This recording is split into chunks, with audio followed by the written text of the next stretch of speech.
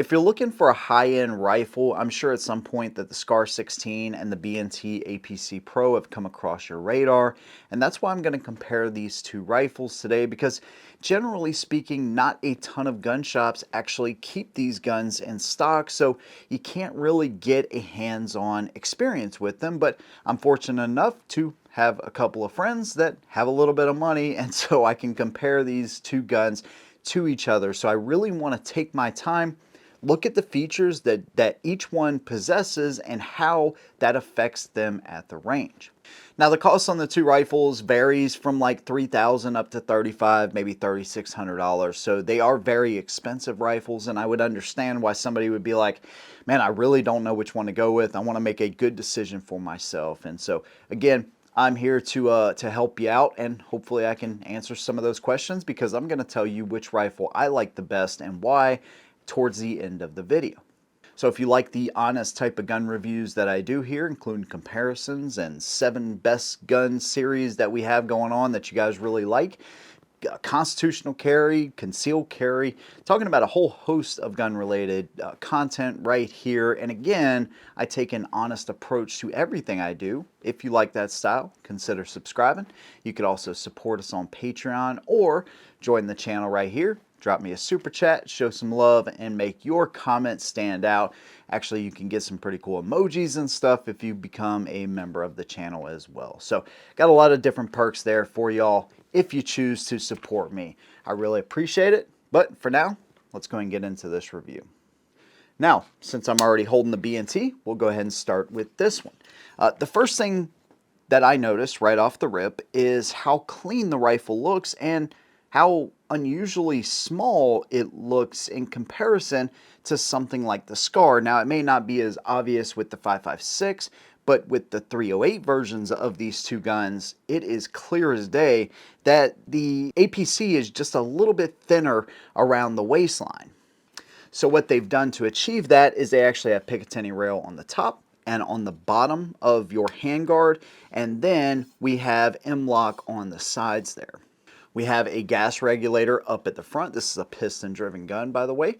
So this is going to allow us to adjust this, and it's actually kind of tuned to be suppressed, meaning that not only will excess gas shoot forward of the shooter, but you can also dial this in as carbon buildup starts to get in there and introduce more gas into the system, so it will continuously run reliably.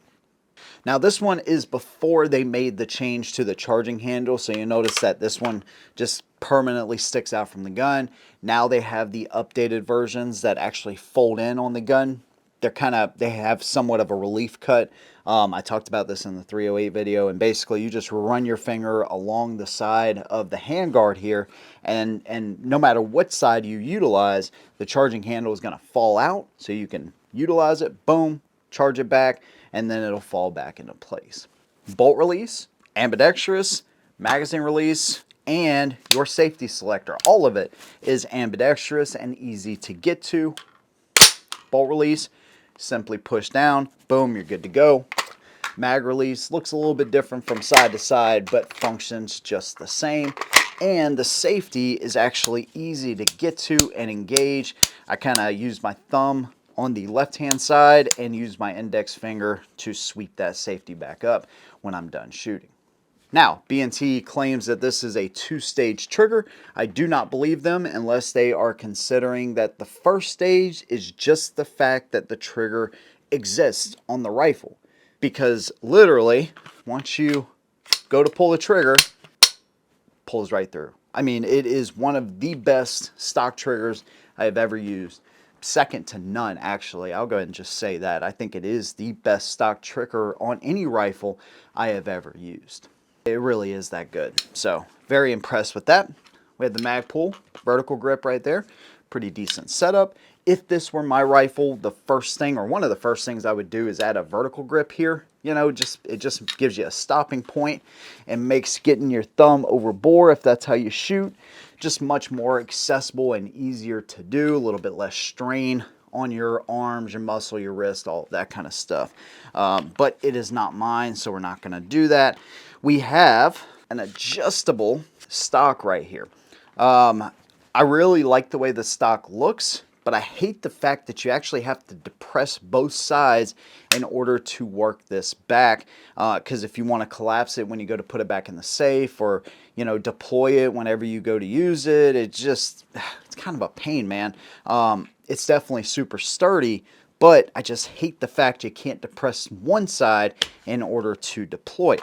It is side folding, just like that, which is pretty cool. And one thing that makes the B&T special is what is inside of the stock. It actually has a hydraulic buffer in there to mitigate the recoil. We'll talk about that more whenever we get to the shooting. Now, I don't want to show too much love to the B&T because we got another gun to cover. This is the SCAR 16. And if you're familiar with my channel, you know how I feel about the SCAR series. If you're not familiar, I'll go ahead and tell you, I absolutely love these rifles. I think this is what got me into rifles. This is one of the very first modern rifles that I ever purchased on my own. Actually, it might be the first modern rifle I ever purchased on my own. I'm trying to think when I started doing rifle reviews a few years ago. I think I might have bought like some of the World War II rifles, Mosin Nagant, Kar 98K, and then bought the SCAR. I think that's kind of how that series of events went. But when I first started the channel, I did a lot of pistol shooting. I still do a lot of pistol shooting, but rifles was something I always wanted to merge into as well.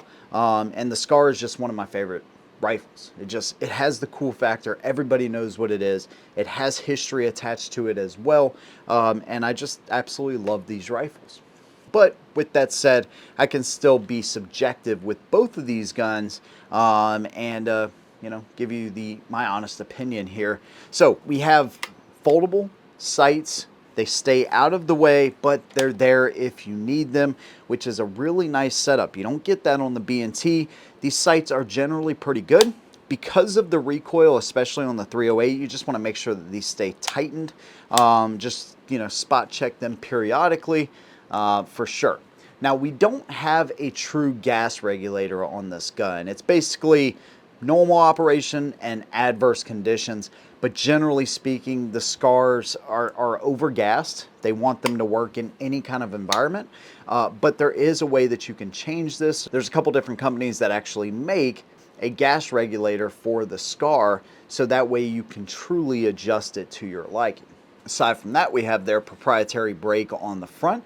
We have two sling swivels in the front. We have dual sling swivels in the rear. And you'll notice that this gun is much smaller, much less top heavy than the 308 for sure. And we have Picatinny rail on all the way around the gun, so they don't really utilize M-LOK like that. So it does give it more of a chunky appearance. Now, as far as the controls, magazine release, boom, ambidextrous right there, really easy to get to. Shell deflector is on this side. Charging handle is ambidextrous as well. My buddy actually put one of the canted charging handles on there in order to kind of clear your hand away from the rail. Right now it's not too much of a problem because of the same point he has on here, but whenever he actually puts a real piece of glass, he's going to want to have that to get your hand out of the way. It's still something I have yet to do on my own SCAR. Don't ask me why. But regardless, yeah, this is how you operate the gun. Bolt release is on the left-hand side. So as opposed to the B&T, so all the controls are ambidextrous on the B&T. The only one this one is lacking is having a bolt release on both sides of the gun. Safety selector, I think we already talked about that, but easy to get to. It's got 45-degree throw. There are some things that I'm touching on in the features that I will go a little more in depth on when we talk about the pros and cons when we're actually comparing these two guns. But right now I just want to go over these features. One of the worst hand grips on a gun. This one has more of a traditional like A2 style pistol grip. And so there you go, there's that. As far as the trigger, definitely more of a two-stage.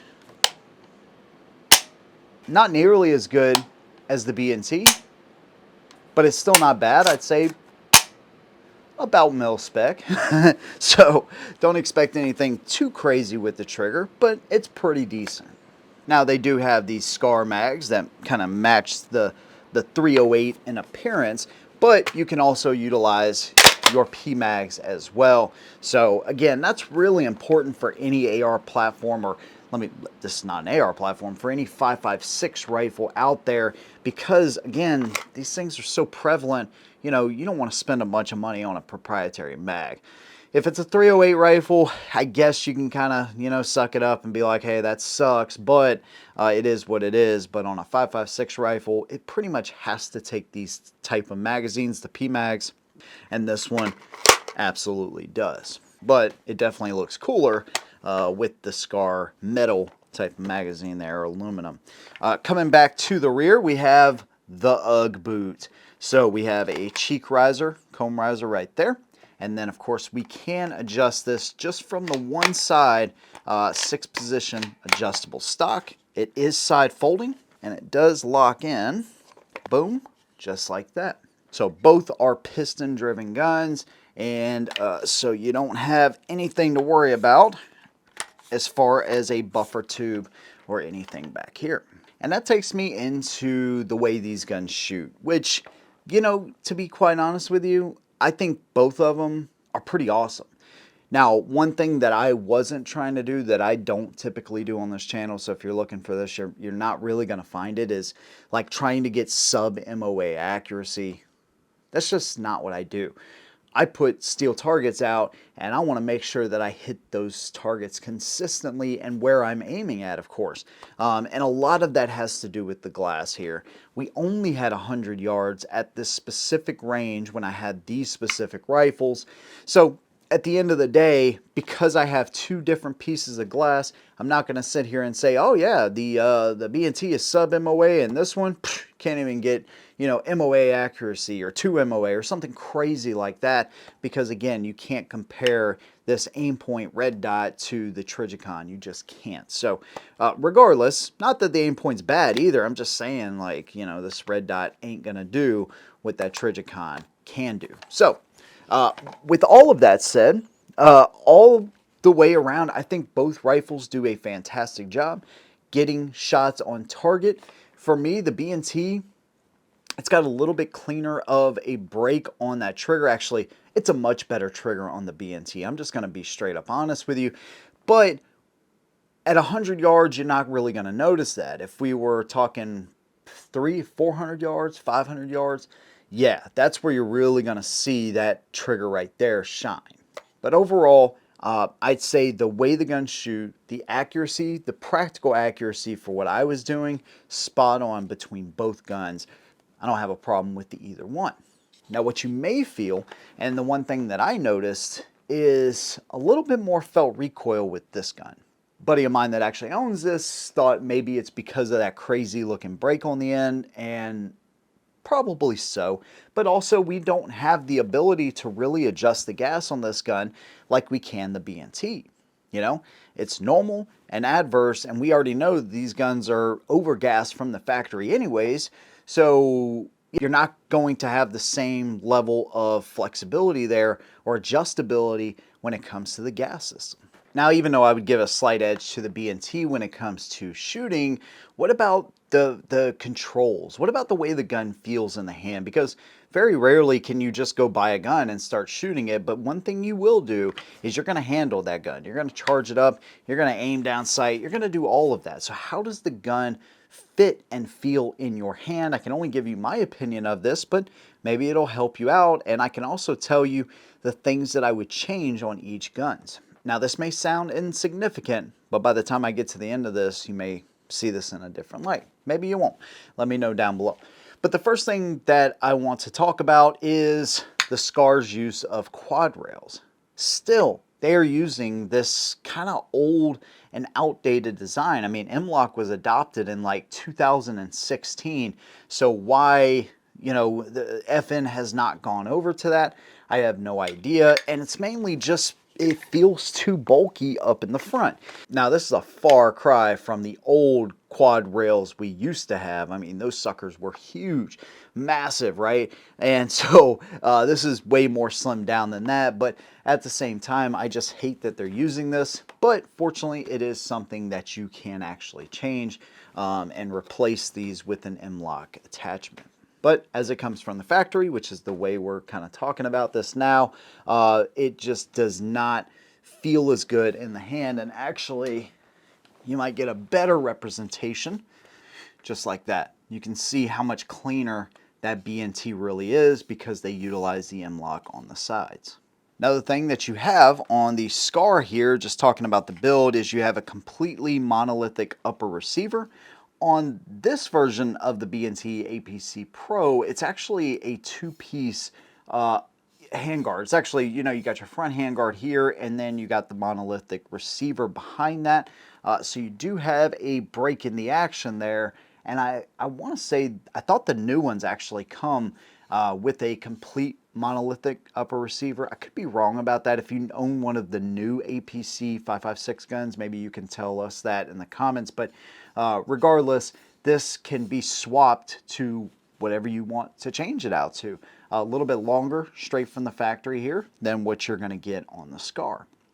Going back to the controls, charging handles, right up here, feel really good. One thing is almost a necessary add-on to the Scar is going to be this canted type of bolt release, just because the factory ones are just too close to the receiver. Even in this case, I just don't like how close it sits. The right side is the stock one, and it's just a pain in the butt. Again, why I haven't changed mine, I have no idea, but I'm probably just going to go ahead and order that because I'm tired of dealing with it on mine, especially on mine because I have a Bobro mount, and it just sticks out there. So anyways, that is one thing about the Scar you're going to want to put on there. This one is non-reciprocating, so that is really cool. Both guns, non-reciprocating charging handles, so that is really good there. I wouldn't shy away from reciprocating Scars, to be honest with you. I've had mine. It's a reciprocating version, and it is awesome. But if you can get a non-reciprocating for about the same money, that's the way I would go. Safety selector. Now here's where I want to kind of get into this, because the front end of the gun with the sights, even though I don't like this right here, but as far as the controls on the front end of the gun, the magazine release, your charging handle, even your bolt release, all of that stuff is fine. The safety feels like the cheapest piece of plastic I think I've ever felt in my life. It doesn't feel like it belongs on a gun of this caliber and this much money. And that goes for the pistol grip as well. That is a total piece of junk. It does not belong on this gun whatsoever. Also, the UGG boot stock. One area I do prefer this over the B&T is the way the telescoping stock folds in and out. You press the button on the one side, boom, you can pull it out. It's easy to deploy. The side folding mechanism part of this, though, is made of plastic, and these things are notorious. If you actually go to forcefully throw this stock back in to place, it could break. So you want to make sure you press that in and then make sure that it locks up just like that. Cheek riser, again, feels really cheap. Everything back here looks and feels cheap, and on a $3,000 gun, it just does not belong there. And these are some of the improvements that I wish FN would actually make to this gun, because to me it just makes no sense to have a gun of this caliber, to have a high-end gun. You're talking, some people can buy 6 ARs in place of this one gun, and yet you still have some of those really cheap feeling parts on the Scar. It drives me absolutely nuts. And in complete contrast to that is the B&T. Everything on this gun feels good, and where they don't have their own parts, meaning the M-LOK pistol grip, it feels good. It feels quality, like they took their time and they made sure that everything on this gun not only made sense, which it does, even on both guns. I'd say it makes sense on both guns, but everything is much more I don't know, user-friendly, and you feel like you're getting a quality gun. I guess the only thing that I would say as far as user-friendly is like your bolt release, right? That's ambidextrous, so if you're left or right-handed shooter, boom, you can utilize it. And I think, you know, the safety selector feels more quality.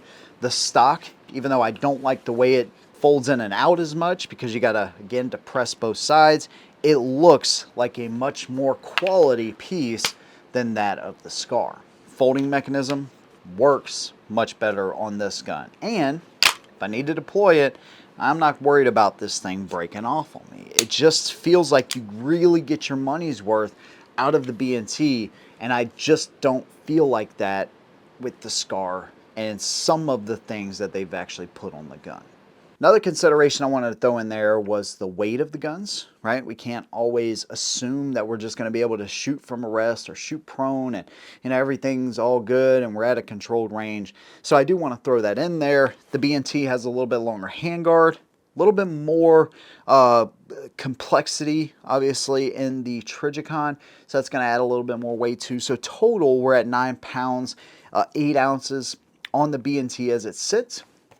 On the SCAR, we're at 8 pounds, 12 ounces. So I would say that both of these rifles still miss a couple of vital pieces here. One being a vertical grip on both of them, a sling, and possibly a flashlight depending upon what you're doing. So, you know, you're going to add another couple of pounds there probably between all of that stuff. So realistically, both guns are going to be over 10 pounds, probably 11 on the B&T, or right at 10 with the SCAR. It really just depends on, you know, what you go with. So, got the B&T on my left, got the SCAR 16 on my right. Which rifle is the best in my opinion? I think the B&T is a better gun. I think all the way around. If you're somebody like me, and when I say like me, I don't like putting a lot of money into a gun that already costs a lot of money. You already have to buy an optic, sling, vertical grip, flashlight, right? At least buying a good optic is already going to cost you a lot of money. So I don't like spending a lot of money in triggers and upgraded parts and accessories just to make the thing feel like, you know, what I was hoping it was from the factory. And with the SCAR, I just feel like there's more of that to be done to get this thing up to the standard of what the B&T already is. Everything I touch, the controls, the way the gun shoots, it's actually softer shooting, adjustable gas system. I don't have to buy that for this gun. It already comes equipped. The hydraulic buffer makes this one of the softest shooting frickin' guns. I mean, I swear this thing is like a 22. It is seriously impressive. B&T has kind of stole the SCAR thunder in my opinion, and that's just me being totally objective in my view here. I own a SCAR. I don't own a single B&T. I just think this is a better built gun. You know, Swiss make great watches and they make great rifles as well. I think everything on this gun, if you were to take one and have one over the other, I think this is the better gun out of these two. But of course, I want to hear your opinion. Whether you agree or totally disagree, let me know down in the comments below. And of course, if you like what I do, consider subscribing. You could join the SHOT team on Patreon or join the channel right here on YouTube, gain access to some pretty cool perks. Big thanks to you guys. See you in the next one. And as always, hold them down.